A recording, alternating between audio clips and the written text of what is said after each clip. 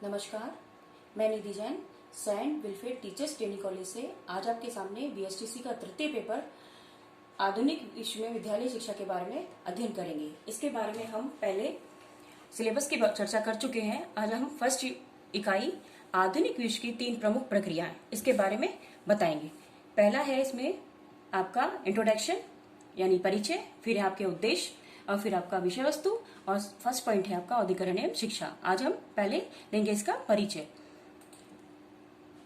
आधुनिक विश्व की 3 प्रमुख प्रक्रियाएं हैं जिसमें हम इसका परिचय बता रहे हैं। विद्यालय शिक्षा के संदर्भ में 2 शब्दों का प्रयोग हुआ है। पहला है आधुनिक विश्व, दूसरा है प्रक्रिया। प्रक्रिया क्या होती है? मानव की वे सामूहिक क्रियाएं जो प्रक्रिया कहलाती हैं, जो निरंतर एवं सतत रूप से संपन्न होती हैं तथा जिनके विशेष प्रतिमान बन जाते हैं। इनमें लोगों के बीच संपर्क तथा संचार बना रहता है। ये प्रक्रियाएं प्रमुख रूप से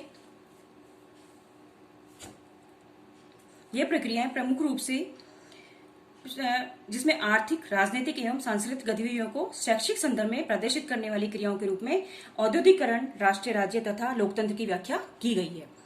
आधुनिक विश्व को मध्यकालीन राज्य और आज आधुनिक लोकतंत्र राज्य के समय के बीच तुलना करके समझा जा सकता है। मध्यकाल में भारत और विश्व के अन्य देश अनेक जातियों में बटे हुए थे। पहला दास प्रथा, बेगार प्रथा और अस्पृश्यता। अस्पृश्यता से तात्पर्य यहाँ है कि छुआछूत, निम्न जाति के लोगों से भेदभाव। ये हमारे भारत में भी महात्मा गांधी ने इसका काफी विरोध किया और अस्पृश्यता को हमारे यहाँ से खत्म किया। लोग जाति व धर्मों में ऊंच नीच की श्रेणी में बटे थे। स्वतंत्रता उच्च वर्ग के पुरुषों तक ही सीमित थी। आम लोग स्वतंत्र नागरिक नहीं थे, बल्कि राजा की प्रजा थे। राजा जो चाहता था वो नियम बनाता था।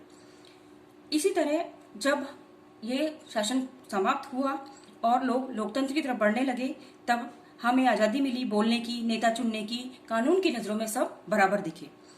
आधुनिक विश्व की पहचान तार्किक और वैज्ञानिक सोच एवं अंधविश्वास आदि चीजों को खत्म करके वैज्ञानिक सोच की ओर या तार्किकता की ओर बढ़ने लगा।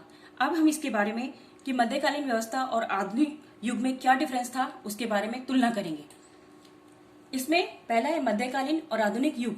राजतांत्रिक व्यवस्था का तात्पर्य है कि राजा का शासन, और लोकतांत्रिक व्यवस्था से है कि राजा का शासन खत्म हो गया और हमें लोकतंत्र यानी हमें जनता द्वारा चलाए जाने वाले शासन करने की स्वतंत्रता मिली। फिर है समाज का जातिगत विभाजन के आधार पर रोजगार के अधिकार भी सीमित थे। महिलाओं को भी अधिकार नहीं थे। सभी वर्ग और आधुनिक युग में सभी वर्गों को रोजगार के समान अवसर दिए गए। तीसरा आता है इसमें पुरुष प्रधान समाज और महिलाओं के सीमित अधिकार थे। मध्यकालीन में पुरुष सबसे ज्यादा प्रधान माना जाता था। महिलाओं का स्थान परिवार में, समाज में बिल्कुल गौण होता था। लेकिन आधुनिक युग में ये चीजें बिल्कुल बदल गई। महिलाओं के लिए शिक्षा तथा रोजगार के पर्याप्त अवसर मिलने लगे। उन्हें हर क्षेत्र में आगे बढ़ने का मौका मिलने लगा। फोर्थ है धर्म पर राजनीतिक आधारित सामाजिक और आर्थिक व्यवस्था थी। उस मध्यकालीन समय में राजनीतिक व्यवस्था या सामाजिक व्यवस्था या आर्थिक व्यवस्थाएं सिर्फ धर्म पर आधारित होती थी, और आधुनिक युग में ये चीज धर्म निरपेक्षता पर आधारित राजनीतिक व आर्थिक व्यवस्था थी।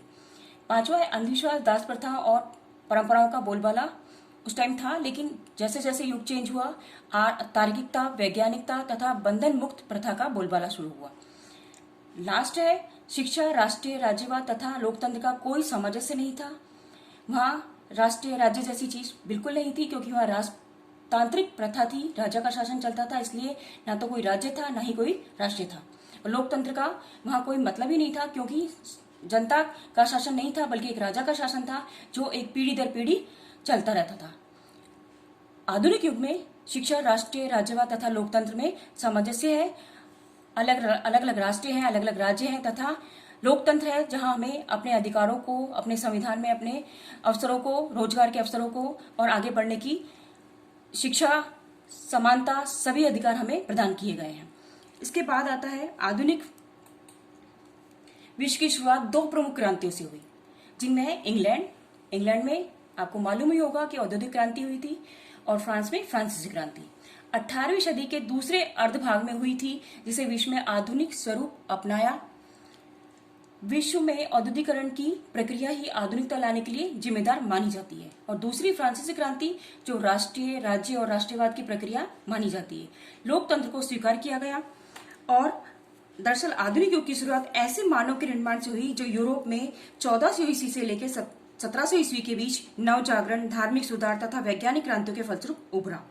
आधुनिक मानव ने पुरानी परंपराओं को तोड़कर नए तार्किक और विवेकशील सोच को आगे बढ़ाया, जीवन पद्धतियों को बदला, वैज्ञानिक दृष्टिकोण से तटस्थता के आधार पर निर्णय लिए जाने पर जोर दिया। आधुनिक मानव ने पुराने राजघरानों के राज्य की तरह लोकतांत्रिक राष्ट्रीय राज्यों की स्थापना की, जिसमें व्यक्ति की स्वतंत्रता व अधिकारों को कायम रखने के लिए एक नई सामूहिकता की रचना की गई। अब हम आगे की ओर बढ़ते हैं। हम देखेंगे अब इसके उद्देश्य, इसके ऑब्जेक्टिव क्या थे। आधुनिक विद्यालय शिक्षा एक प्रकार से 3 वृहद प्रक्रियाओं, औद्योगिकरण, लोकतंत्र और राष्ट्रीय राज्यों की ही देन है। हम इसका पहला उद्देश्य देखते हैं कि औद्योगिकरण और सार्वजनिक शिक्षा ने आधुनिक राष्ट्रीय राज्यों के गठन एवं उनके स्वरूप को विकसित करने में क्या योगदान दिया, उसको समझाना तथा राष्ट्रीय चेतना के विकास में इसके प्रभाव पर विचार करना। लोकतंत्र के सेकंड में है, लोकतंत्र के सिद्धांत की व्याख्या करते हुए लोकतांत्रिक व्यवस्था में नागरिकों की भूमिका क्या थी, उनके कर्तव्य क्या थे, उन्हें किन किन अधिकारों का उन्हें कौन कौन से अधिकार दिए गए थे, उनका विश्लेषण किया गया है। फिर है नेक्स्ट, लोकतंत्र और शिक्षा के द्वारा लोकतंत्र में शिक्षा के आदर्शों को समझना। अब हम लेते हैं इसका पहला कि हम औद्योगिकरण से शिक्षा, औद्योगिकरण में शिक्षा का रूप क्या था। औद्योगिकरण द्वारा लोगों की जीविका में मूलभूत परिवर्तन आ गया। धीरे धीरे लोग कृषि की जगह उद्योगों, सेवा व्यापार, शिक्षा, बैंक, मीडिया आदि क्षेत्रों में काम करने लगे। इन क्षेत्रों में उत्पादकता और आमदनी की संभावनाएं भी बढ़ी।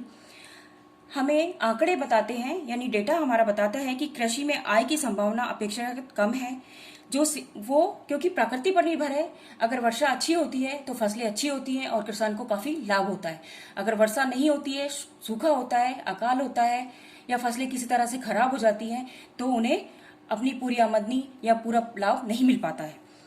सेवा क्षेत्रों में अपेक्षाकृत कम है, जो सेवा क्षेत्र में सबसे अधिक है। इन समस्त बदलावों का शिक्षा के विकास पर भी बहुत गहरा प्रभाव पड़ा। अब हम इस चीज को एक फ्लो चार्ट के द्वारा समझते हैं कि औद्योगिक उत्पादन की पृष्ठभूमि एवं स्वरूप। हम गांव में खेती होती है, खेती को लेते हैं। गांव में खेती से हस्तशिल्प से तात्पर्य यहाँ है खेती पर निर्भर थे। हस्तशिल्प भी विकसित था। बड़े पैमाने पर कारीगर अपने घरों में काम करते थे, तरह तरह की वस्तुएं बनाते थे, और व्यापारियों का एक बहुत बड़ा समूह था जो इन किसानों से और कारीगरों से सामान खरीदता था और सामान खरीद के उसे दूर दराज के शहरों में ले जाकर बेचता था। ये व्यापारी इन सामानों को खरीदकर दूर दराज के क्षेत्रों में ले जाकर बेचते थे।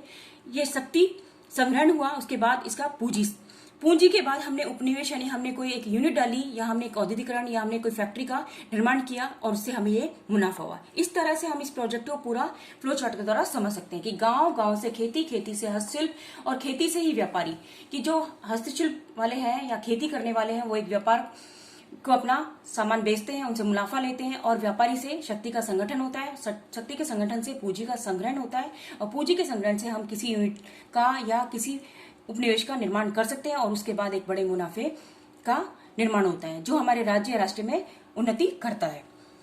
इसके बाद आता है कि 1780 ईस्वी के बाद इंग्लैंड में उद्योग और अर्थव्यवस्था का रूपांतरण हुआ। भारी मशीनों से, अकुशल मजदूरों से स्थापित बहुत बड़ी मात्रा में वस्तुओं का उत्पादन किया गया। कच्चा माल दूर दराज के देशों से लाया जाने लगा।